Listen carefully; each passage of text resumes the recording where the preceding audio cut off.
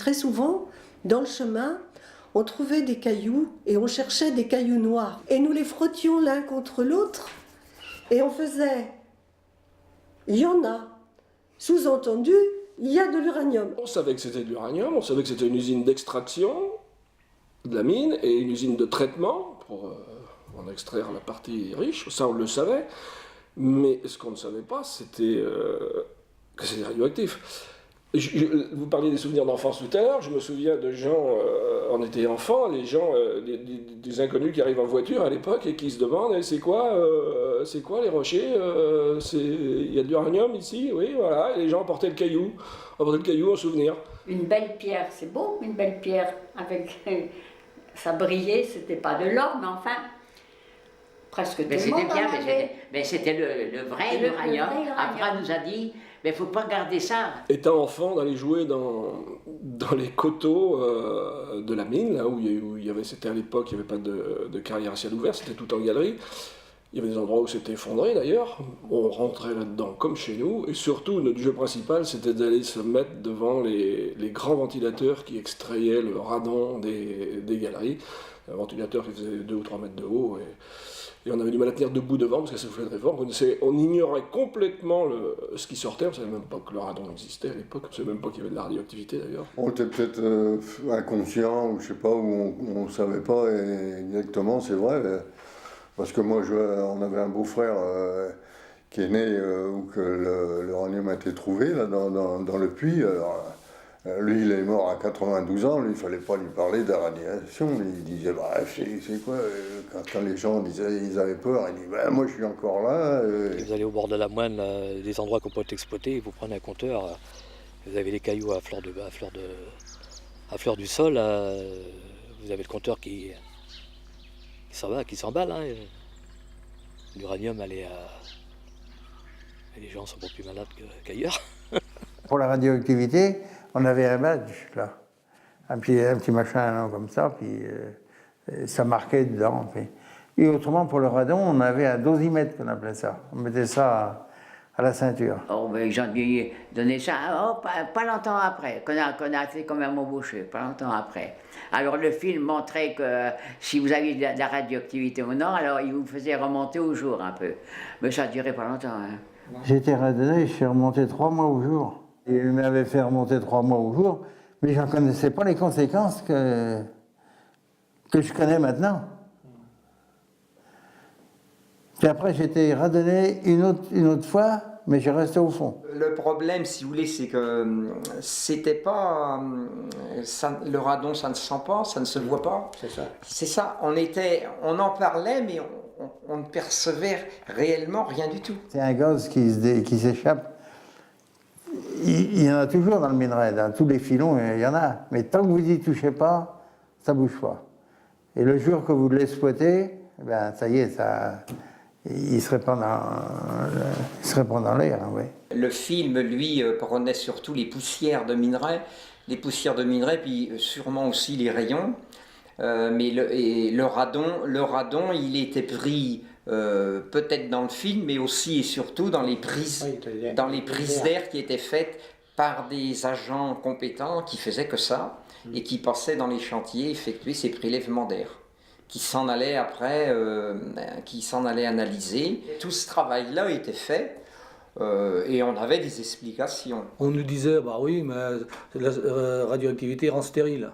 Ah, Joseph, il a eu 9 enfants. Je sais pas si ça l'a rendu stérile. Hein. Non, mais vous voyez ce que je veux dire. Mais sorti de là, non. Franchement, on était bien aéré, on faisait... C'est des consignes de sécurité qu'on respectait, parce qu'il fallait bien aérer. On a toujours craint ce mystère qui était là, le mystère de la mine d'uranium, c'était le cancer des poumons. Il y avait un docteur qui avait venu nous voir un jour, nous faire une réunion. Eh bien, là, il nous a déclaré, vous savez, la première mine d'uranium qui s'est ouverte en Tchécoslovaquie, ils sont tous morts de cancer des poumons. Alors il faut faire attention à partir de 50 ans. Et qu'est-ce qu'ils ont fait à Paris? Ben, ils l'ont renvoyé, parce qu'ils nous avaient dit tout ça. Puis après, quand il y a eu ces cancers des mineurs, et bon, bien, ils ont dit la maladie est professionnelle et puis on a passé la visite. Mais on ne peut pas dire ici, moi j'en parle souvent donc on est avec le docteur, et on lui disait, est-ce que c'était prouvé que... Il me disait, on ne peut pas dire ça parce que, sur les mineurs surtout, parce qu'il dit, à l'époque il y avait beaucoup l'alcoolisme en même temps et le tabac. Est-ce que vous pensez quand même que c'est un métier qui a pu provoquer des maladies chez les gens ou pas? Certaines maladies, oui. Certaines maladies, dont même qui ne sont même pas reconnues par... Moi, j'ai plus de thyroïde, hein. J'ai eu ablation, mais c'était pas cancéreux. J'ai eu la chance. Mais d'autres, malheureusement, n'ont pas eu cette chance-là. Mais il y a eu le cancer du poumon qui était... Mais ça, c'est pas reconnu, hein. Le cancer du poumon est reconnu. C'est par la suite qu'on a appris ça. Parce que quand on est en activité, on ne pense pas du tout à ceux qui sont arrêtés et qui ont des maladies comme ça. C'était malsain parce qu'ils extrayaient de l'uranate. C'était une poudre jaune comme ça. Hein. Et c'était donc poudre poussiéreuse. On en voyait partout. Hein. Ça vous fait peur un peu? C'était radioactif. Hein. Oh, bah oui. Et en cas de tempête, on recevait du sable. Le sable qui est aujourd'hui stocké et recouvert dans les règles. Mais à l'époque, c'était à l'air libre et quand il y avait du vent, on récupérait le sable dans les légumes. Je me souviens des légumes qui croquaient. En dernier, c'était moins dangereux qu'au départ. Parce qu'il y avait quand même plus de sécurité. Vous voyez, à la mine, il roulait le minerai, il y avait toujours un nuage de poussière. Qu'en dernier, il arrosait des pistes. Il y avait un portique avec une rampe. C'est vu, les camions étaient lavés complètement. Puis cette poussière, ça allait dans un bac, vous voyez, qui récupérait. Mais à Saint-Crépin, il y en a qui ne voulaient pas venir à Saint-Crépin parce qu'il paraît que le terrain, il était... Oui, parce qu'on a remblayé avec des débris du royaume dans le temps. Vous savez, au début, la mine, il y avait beaucoup de débris après. Eh bien, beaucoup de paysans, ils venaient chercher ça. Dans les villes, souvent, les chemins étaient empierrés avec ça. Hein? Des fois, quand on faisait une maison, c'était empierré dessous avec quoi? On prenait parce que c'était... Ils donnaient ça gratuitement, la mine. Hein? Pourvu que vous alliez les chercher, eh bien, allez, ils empierraient, puis c'est bon. Les gens faisaient même... À l'époque, les hors-sols dans les fermes et tout, ils voulaient du remblai, ils demandaient à la Cogema, ils leur ramenaient, alors que la Cogema leur aurait pu dire, des fois, il y a peut-être un peu... Maintenant, quand on passe avec les gares à diamètre dans les chemins en question, et je les connais pour y avoir participé, c'était pas un beau cadeau qu'ils nous ont fait quand même là. Oui, il y a une maison là qui était vendue, que je connais, le gars il a la maison de retraite à Bouchet, eh bien, il a vendu sa maison, le gars qui a acheté la maison, il a fait...